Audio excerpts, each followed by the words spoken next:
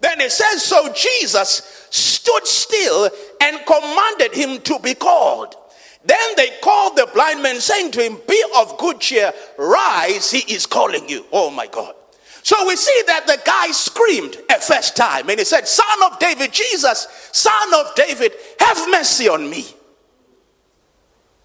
Just, I'm sure, but it's like, I'm going somewhere, so I need to go somewhere.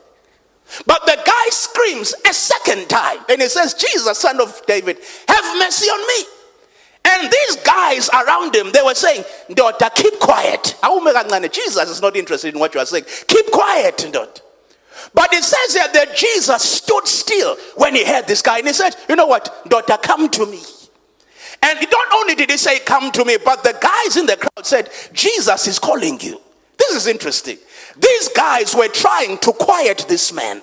But it is the same people again who are saying, Jesus is calling you.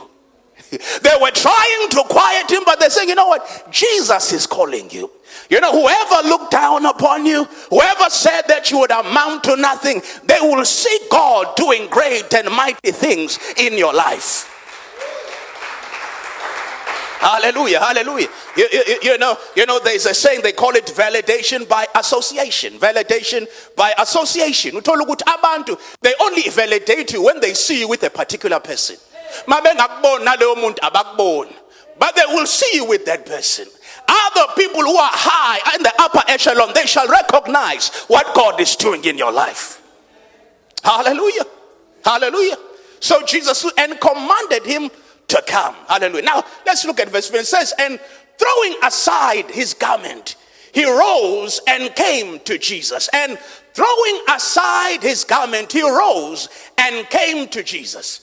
You see, this is a symbol of saying that, okay, I wasn't able to see, and I have this particular garment.